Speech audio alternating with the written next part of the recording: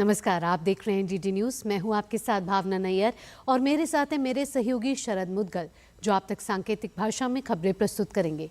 शुरुआत करते हैं इस विशेष बुलेटिन की सुबह की सुर्खियों के साथ। प्रधानमंत्री नरेंद्र मोदी आज राज्यसभा में राष्ट्रपति के अभिभाषण पर चर्चा का देंगे जवाब। लोकसभा में आज से शुरू होगी बजट पर बहस।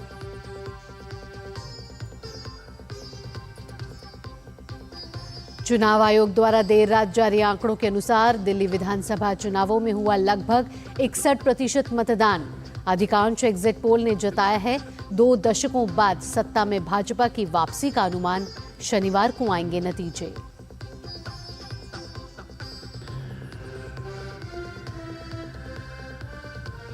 जम्मू कश्मीर के बारामूला में सुरक्षा बलों ने बरामद किया हथियारों का जखीरा। पेड़ के खोखले तने में कंबल में लपेट कर रखे गए थे हथियार।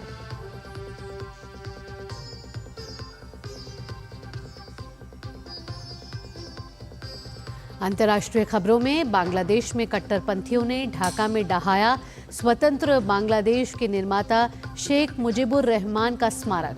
अपदस्थ प्रधानमंत्री शेख हसीना ने अपने ऑनलाइन संबोधन में घटना को बताया बांग्लादेश की अस्मिता पर हमला।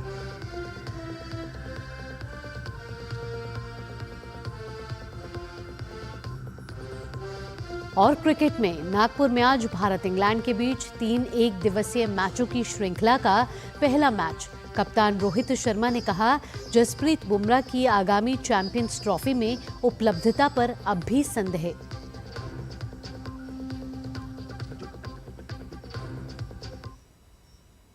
अब खबरें विस्तार से। संसद के बजट सत्र का आज 5वां दिन है। आज से लोकसभा में साल 2025-26 के बजट पर सामान्य चर्चा की शुरुआत होगी। राज्यसभा में राष्ट्रपति के अभिभाषण पर धन्यवाद प्रस्ताव पर चल रही चर्चा को आगे बढ़ाया जाएगा। विभिन्न पार्टियों के सांसद चर्चा में शामिल होंगे। इसके साथ ही आज प्रधानमंत्री उच्च सदन में राष्ट्रपति के अभिभाषण पर धन्यवाद प्रस्ताव पर अपना जवाब देंगे। इससे पहले मंगलवार को प्रधानमंत्री ने लोकसभा में राष्ट्रपति के अभिभाषण पर धन्यवाद प्रस्ताव पर अपना जवाब दिया था। लोकसभा में आज केंद्रीय मंत्री श्रीपाद येसो नायक विद्युत क्षेत्र की कंपनियों की ओर से परियोजनाओं के पूरे होने में होने वाली देरी के संबंध में गठित ऊर्जा संबंधी स्थायी समिति के प्रतिवेदन को सदन में पेश करेंगे। दोनों ही सदनों में अहम विधायी कार्यों के साथ साथ सांसद प्रश्नकाल के दौरान विभिन्न मंत्रालयों से अहम सवाल पूछेंगे।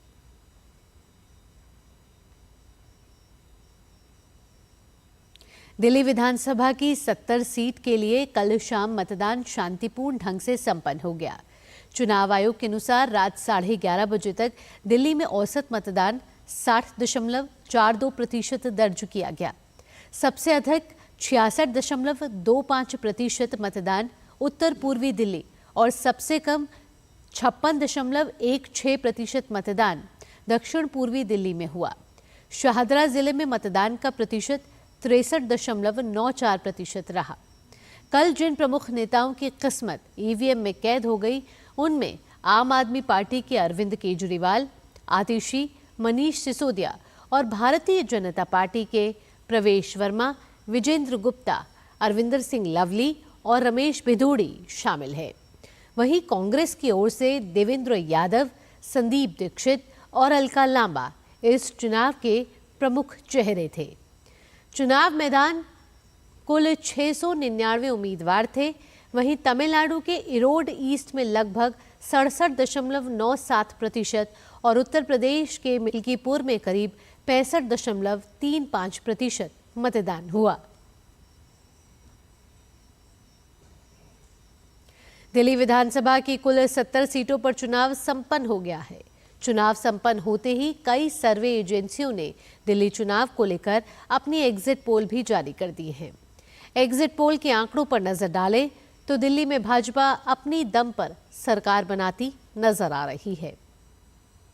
मेट्राइज सर्वे की माने तो इस चुनाव में आपको 32 से 37 सीटें, बीजेपी को 35 से 40 और कांग्रेस को 0 से 1 सीट मिलने की संभावना है। पी मार्क ने बीजेपी को 39 से 49, आप को 21 से 31 सीटें, कांग्रेस को 0 से 1 सीट आने की बात कही है। वहीं पीपल्स पल्स की रिपोर्ट के अनुसार इस चुनाव में बीजेपी 51 से 60, आप 10 से 19 सीटें और कांग्रेस 0 सीटों पर सिमटती नजर आ रही है। वहीं जेवीएस ने भाजपा को 39 से 45, आम आदमी पार्टी को 22 से 31 और कांग्रेस को 0 से 2 सीटें जीतने का दावा किया है। वहीं पोल डायरी ने भाजपा को 42 से 50 सीट, आप को 18 से 25, जबकि कांग्रेस को 0 से 2 सीटें आने की बात कही है।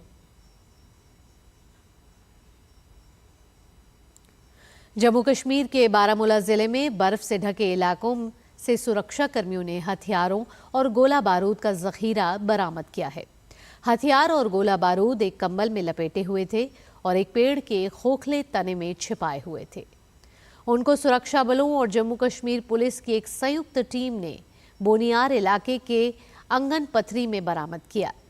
अधिकारियों ने बताया कि बरामद हथियारों में 3 AK-47 rifle, 11 AK magazine, 1 UBGL under barrel grenade launcher, 9 UBGL grenade और 2 हथगोले शामिल हैं। दरअसल सुरक्षा बलों को खुफिया सूत्रों से जानकारी मिली थी कि बारामूला के जंगलों में आतंकियों ने भारी मात्रा में हथियार छिपा रखे हैं। इनपुट के आधार पर सुरक्षा बलों ने इलाके में सर्च ऑपरेशन शुरू किया।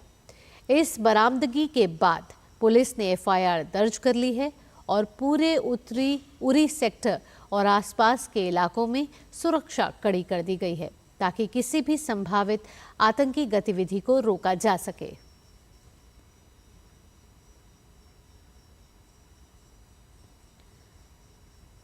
छत्तीसगढ़ के कांकेर में पुलिस ने सर्चिंग के दौरान 5 नक्सलियों को गिरफ्तार किया है। ये सभी काफी समय से नक्सली गतिविधियों में शामिल थे। पूछताछ के दौरान इन्होंने ग्राम हेटारकस्सा के पास सुरक्षा बलों पर हुए IED ब्लास्ट की घटना में शामिल होने की बात कबूली है। गिरफ्तार नक्सलियों में बुधूराम कवाची, बीरेंद्र उसेंडी, सुरेश कुमेटी, बाल सिंह नवगो, दशरथ नवगो शामिल हैं।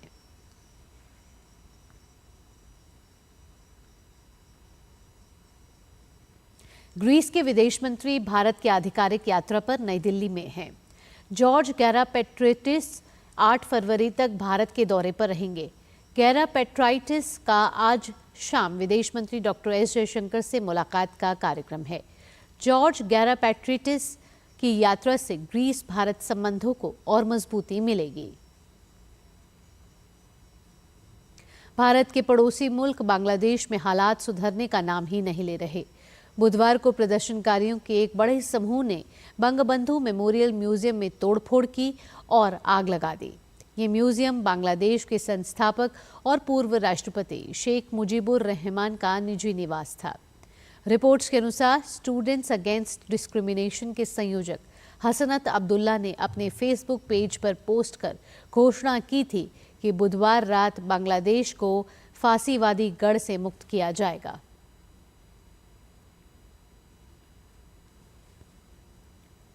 भारत और इंग्लैंड के बीच 3 मैचों की वनडे सीरीज का पहला मैच आज नागपुर में खेला जाएगा। ये मैच दोपहर 1:30 बजे शुरू होगा। भारतीय टीम के कप्तान के रूप में रोहित शर्मा के साथ ही विराट कोहली की भी वापसी हुई है। सीरीज में वरुण चक्रवर्ती को भी टीम में शामिल किया गया है। जोस बटलर की अगुवाई वाली इंग्लैंड की टीम काफी हद तक वैसी ही है जैसे उन्होंने T20 सीरीज के लिए चुनी थी।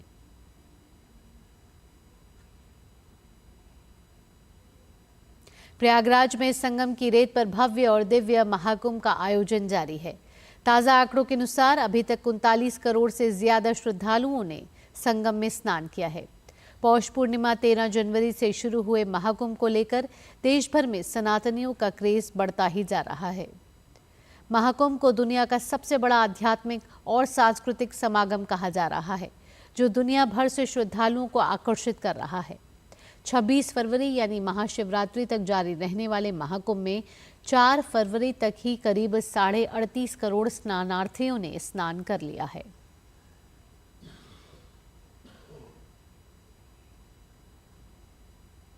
साल 2024 में भारतीयों ने गोल्ड में बम्पर निवेश करते हुए 1.5 लाख करोड़ रुपए का गोल्ड खरीदा है।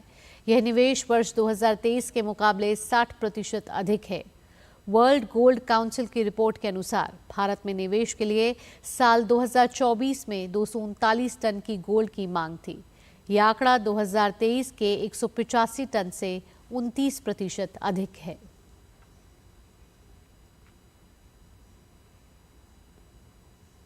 भारत के सर्विस सेक्टर ने जनवरी 2025 में मजबूती से रफ्तार पकड़ी है, जिससे नौकरियों में भी वृद्धि दर्ज की गई है। HSBC India PMI business activity index के मुताबिक जनवरी में 56.5 रहा, जो देश के सर्विस सेक्टर में मजबूती दर्शाता है।